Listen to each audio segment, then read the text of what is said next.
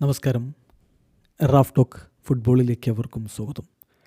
ന്യൂക്യാസിലുമായിട്ട് നടന്ന തീപ്പൊരി പോരാട്ടത്തിൽ ലിവർപൂളിനെ വിജയത്തിലേക്ക് കൊണ്ടുപോയത് 16-കാരനായിട്ടുള്ള റിയോ എൻഗുമോഹയായിരുന്നു.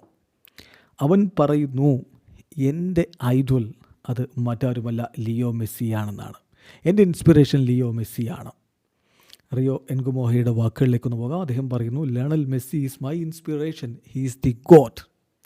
ഫുട്ബോളിലെ കാലത്തെയും മികച്ച താരം ഗോഡ് അത് ലിയോ മെസ്സിയാണ്. അദ്ദേഹമാണ് എൻ്റെ ഇൻസ്പിറേഷൻ. തീർച്ചയായിട്ടും മറ്റുള്ളവരെക്കാൾ വേഗത്തിൽ കളിക്കളത്തിൽ അദ്ദേഹം ചിന്തിക്കുന്നു, എന്നിട്ട് അദ്ദേഹം നീക്കങ്ങൾ ഉണ്ടാക്കുന്നു. അദ്ദേഹത്തിൻ്റെ കാലിൽ ബോൾ ഉള്ളപ്പോൾ അത് തട്ടിയെടുക്കുക എന്നുള്ളത് മറ്റാർക്കും സാധ്യമാവുന്നുമില്ല. തീർച്ചയായിട്ടും മെസ്സിയാണ് എൻ്റെ ഇൻസ്പിറേഷൻ എന്നാണ് 16-കാരൻ റിയോ എൻഗുമോഹ ഇപ്പോൾ പറയുന്നത്. പ്രീ സീസണിൽ മികച്ച പ്രകടനം നടത്തിയിരുന്നു റിയോ എൻഗുമോഹ. അതിൻ്റെ ഒരു ഫലമായിട്ട് തന്നെയാണ് ഇപ്പോൾ പ്രീമിയർ ലീഗിൽ അവൻ അവസരം ലഭിക്കുന്നത്.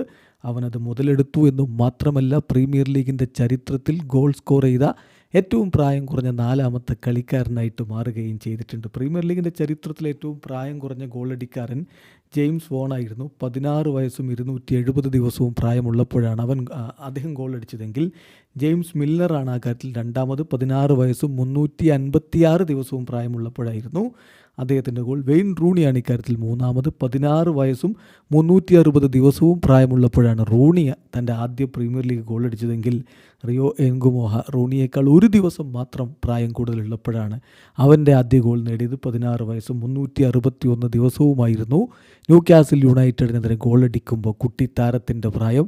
ആ കുട്ടിത്താരം പറയുന്നു, എൻ്റെ ഇൻസ്പിറേഷൻ ലിയോ മെസ്സിയാണെന്ന്. മെസ്സിയെപ്പോലെ ഫുട്ബോൾ ലോകത്തെ വിസ്മയിപ്പിക്കാൻ റിയോ എൻഗുമോഹയ്ക്ക് കഴിയുമോ? കാത്തിരുന്ന് കാണാം. വീഡിയോ അവസാനിക്കുന്നു. ഫുട്ബോൾ ലോകത്ത് കൂടുതൽ വിശേഷങ്ങളുമായി റാഫ് ടോക്സ് എത്താം.